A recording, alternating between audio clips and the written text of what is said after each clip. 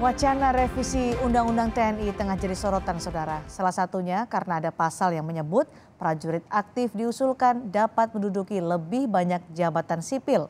Wakil Presiden Ma'ruf Amin meminta agar revisi Undang-Undang TNI jangan sampai mencederai semangat reformasi. Wacana revisi Undang-Undang Nomor 34 Tahun 2004 tentang TNI kini tengah jadi sorotan publik. Salah satu hal yang disorot dalam revisi Undang-Undang TNI yakni prajurit aktif diusulkan dapat menduduki lebih banyak jabatan sipil. Wakil Presiden Ma'ruf Amin meminta agar revisi Undang-Undang TNI dibicarakan lebih matang. Wapres menyebut, jangan sampai hal tersebut mencederai semangat reformasi. Kalau adanya usulan untuk perwira aktif bisa, nah ini saya pikir juga sama, coba dibicarakan.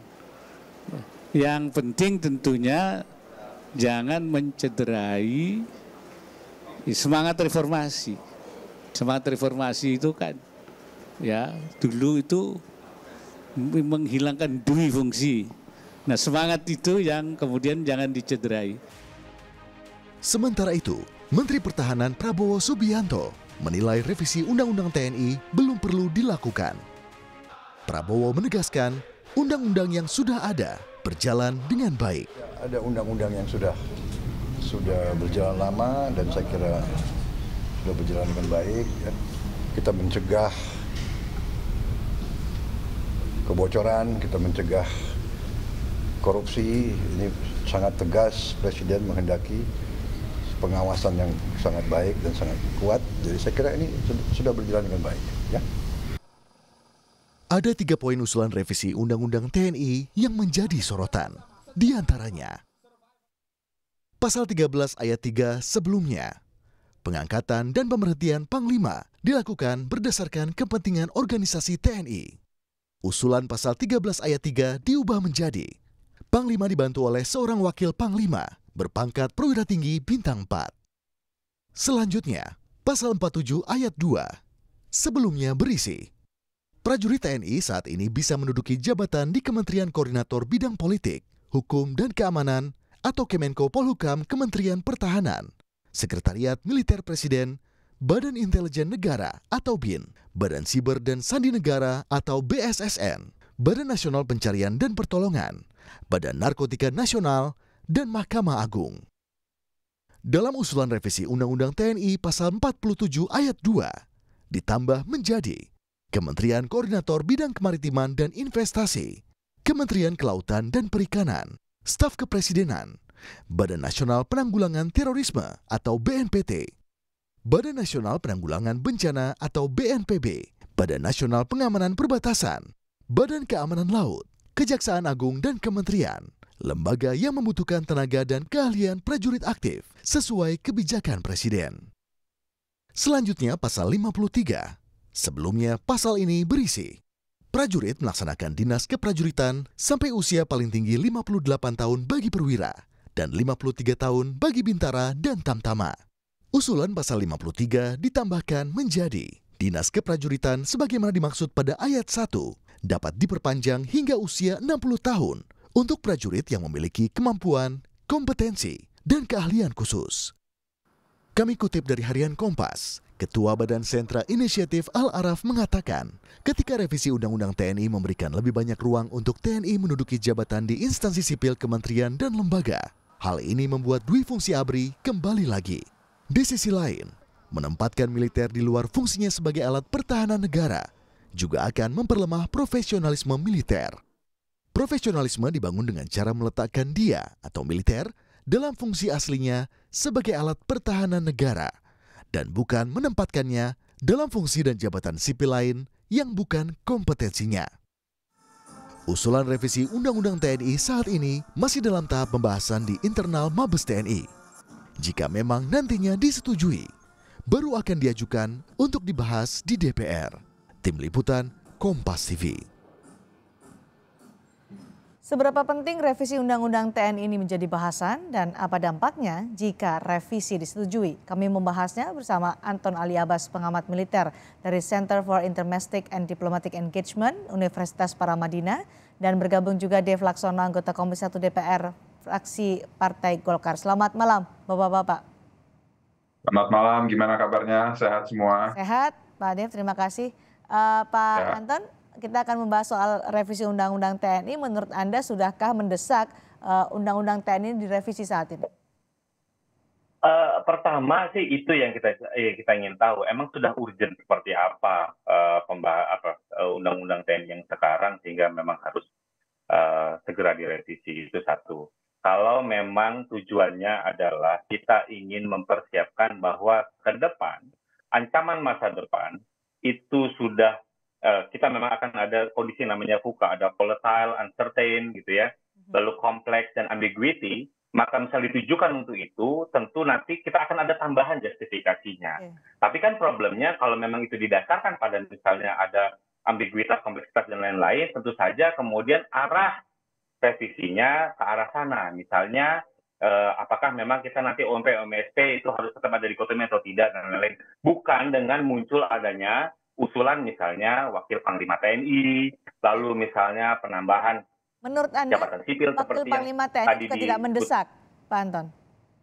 Itu justru itu kita pernah punya di awal reformasi gitu ya, Pak Paul Rozi yang pernah menjabat itu lalu kemudian dihilangkan. Pertanyaan apa urgennya? Gitu. Kenapa? Karena satu, tugas Panglima TNI itu juga sudah dibantu oleh 3 kepala staf. Lalu yang kedua, ada kepala staf umum TNI. Lalu buat apa lagi kita ada wakil Panglima TNI? Apakah memang kondisi kita sekarang sudah genting dan lain-lain? Kan tidak. Tentu sebenarnya kalau misalnya memang dirasa kurang, ya kita tambahin saja kewenangannya Kasum TNI. Gitu. Sudah ada, jadi institusinya sudah ada, sudah lengkap. Saya pikir tidak ada alasan kita ngapain lagi. Jangan sampai justru ini adalah jatuhnya, oh ya karena ingin menambah ruang jabatan dan lain-lain. Gitu. Jadi yang kita pentingkan adalah bagaimana kemudian organisasi angkatan bersenjata ini menjadi lebih efisien. Ada penghematan untuk soal jabatan sehingga kemudian kita bisa tambahkan untuk pos kesejahteraan prajurit dan yang lain-lain. Ini mungkin yang dijawab oleh Pak Dev Laksono. Untuk apa kita merevisi Undang-Undang TNI dan untuk apa ada Wakil Panglima TNI yang dibahas dalam Undang-Undang TNI ini? Ya, kalau Wakil Panglima TNI itu sebenarnya sudah ada di dalam Supres Presiden yang melengkapi jabatan kabinet ya, seperti wakil-wakil menteri lainnya itu sudah dimasukkan di dalam sana dan juga di dalam struktur organisasi TNI itu sudah ada di dalam posisi itu sudah dihidupkan kembali, tapi memang belum diisi saja dan itu tidak terpisah daripada Undang-Undang TNI itu sendiri. Nah, kalau masalah urgensinya, ya memang bila yang dirasakan urgent dan dibutuhkan, ya pasti sudah diisi saat ini. Dan kita lihat sekarang ini masih dikosongkan posisi tersebut. Pertama, lalu kedua, urgensi daripada revisi Undang-Undang TNI ini. Ini pembahasan ini sudah kita mulai ada dari sejak periode yang lalu, bahkan mungkin dari periode sebelumnya, dari periode 2009 sudah seperti bahas, sudah masuk di prolegnas. Tapi di drop di periode ini. Dan dari semenjak 2 tahun yang lalu pada saat rapat dengan Menhan memang sempat ada tergelintir mengatakan hal-hal seperti memperpanjang. Tapi dalam satu pembahasannya adalah tadi yang disebutkan oleh Pak Anton juga disoroti soal Wakil Panglima TNI. Sampai itu dibahas dalam revisi Undang-Undang TNI, apakah saat ini Panglima TNI dalam tanda kutip keteteran menjalankan tugasnya? Jadi gini, kalau yang saya baca kepala staf dari 3 matra. Di naskah akademik yang dibuat oleh Mabes TNI itu adalah Panglima TNI dapat dijabat oleh para kepala staf dan juga Wakil Panglima TNI, begitu. Jadi itu bukan menghidupkan posisi Wakil Panglima TNI, tapi mempertegas bahwa siapa-siapa saja yang bisa menjadi Panglima TNI. Itu yang salah satu di dalam naskah akademiknya. Tapi ya sampai sekarang kami di DPR juga belum menerima apa-apa dan belum masuk di dalam daftar prolegnas, apalagi daftar prioritas. Dan sekarang ini kami di Komisi 1 masih fokus membahas tentang revisi Undang-Undang Penyiaran dan juga pembentukan RTRI dan juga hak terkait. Itu yang sekarang jelas di dalam prolegnas yang sudah masuk daftar prioritas, termasuk juga undang-undang tentang Baik, Pak Dev, dalam revisi Undang-Undang TNI itu juga disebutkan bahwa prajurit aktif TNI bisa menjabat di jabatan sipil. Ini kan dikritik kemudian bahwa Tapi ini sampai akan sekarang saya belum terima, Mbak. Jadi sampai sekarang ini kita belum terima apa-apa, kita belum terima naskah akademik, kita belum terima daftar isian masalah, dan belum ada supresnya juga. Jadi kalau kita mau bahas panjang lebar segala macam, itu hanya materi yang tersebar di media gitu. Jadi ya kita bisa berdebat panjang lebar, tapi ya kalau belum masukannya justru belum itulah untuk diterima, mengawasi ya, Pak Dev. jadi saya nggak tahu kita mau bahas sejauh mana gitu. Baik, tapi itu justru itu mengawasi, jangan sampai ada hal-hal yang tidak sesuai dengan Dan pembahasannya pun juga pasti kan secara terbuka. Jadi media ataupun semua masyarakat sipil juga bisa mengawasi, bisa mengkritisi. Ini kan sekarang sudah bukan era Orde Baru yang dimana segala betul, ini adalah bagian dari pengawasan dan juga mengkritisi. Pak Anton, soal dari prajurit aktif yang diizinkan untuk menjabat jabatan sipil, menurut Anda apa bahayanya dari jika ini nanti disahkan dalam revisi Undang-Undang TNI? Ya, sebenarnya kan kalau misalnya terkait pasal 47 ayat 2, itu kan kalau yang Undang-Undang TNI saat ini itu kan cuma mencakup 9 ruang jabatan gitu ya, tadi di organisasi-organisasi tertentu gitu. Cuma ada 9 gitu, yang kemudian diusulkan menjadi tambah. Kalau misalnya memang jelas ada beberapa pos yang membutuhkan payung, misalnya mereka yang dinas di staf kepresidenan, BNPT, BNPB, BNPP, Bakamla gitu ya, lalu Kemenkomarves gitu. Jadi memang butuh payung, butuh dasar. Iya gitu. Jadi memang ada ruang yang memang saat ini belum ada payungnya. Padahal mereka ada di sana, butuh gitu. Jadi butuh gitu. Tapi bukan berarti kemudian ada tambahan-tambahan baru. Jadi sifatnya semestinya kalau ada penambahan itu sifatnya ad hoc. Bukan sudah ditetapkan. Bahwa hari ini misalnya ada yang berdinas di Kejaksaan Agung, ada yang berdinas di KKP, semestinya itu sifatnya ad hoc. Kalau sifatnya ad hoc kan sudah dikunci di butir ayat yang penutupnya untuk kementerian instansi lain gitu, yang memang membutuhkan. Itu sudah cukup, tidak perlu kemudian dipertegas gitu kan. Itu satu. Kedua, kenapa bahayanya? Bahayanya jelas ada. Bahwa ketika kita bicara profesional, gitu, TNI yang profesional ya tentu prajurit militer itu hanya fokus pada tupoksi utamanya. Tupoksi utamanya apa? Menjadi alat pertahanan negara untuk menjaga NKRI, titik. Gitu. Jadi kalau misalnya ntar dia lama di sipil, justru yang bahayanya adalah tergerus nih dari posisi utamanya dia. Dia harus fokus pada yang pertama itu. Gitu. Nah itu satu. Kedua, seringkali penempatan sipil ini menjadi jalan pintas untuk mengatasi adanya bottleneck dalam karir. Oh ini ada perwira tinggi yang nonjok segala rupa, udah disalurkan. Enggak, bukan seperti itu. Kenapa? Itu akan mengganggu yang namanya nanti karir ASN. ASN juga punya karir. Harapannya mereka juga pengen jadi eselon 1. Kenapa mereka udah di eselon 2 tiba-tiba yang diatas jadi orang luar? Gitu. Jangan sampai mencederai demokrasi artinya juga punya PP. Oke, jadi Pak Dev bagaimana bisa meyakinkan masyarakat bahwa ini masih usulan memang untuk revisi Undang-Undang TNI, tapi bagaimana bisa meyakinkan masyarakat bahwa tidak ada demokrasi yang tercederai dengan revisi Undang-Undang TNI ini? Ya gini, doktrin dan juga semangat daripada TNI hari ini berbeda dengan situasi pada zaman Orde Baru. Sekarang segala sesuatu hal dilakukan secara terbuka, baik pembentukan prosesnya dan juga pelaksanaan dan juga proses roda pemerintahan hari ini.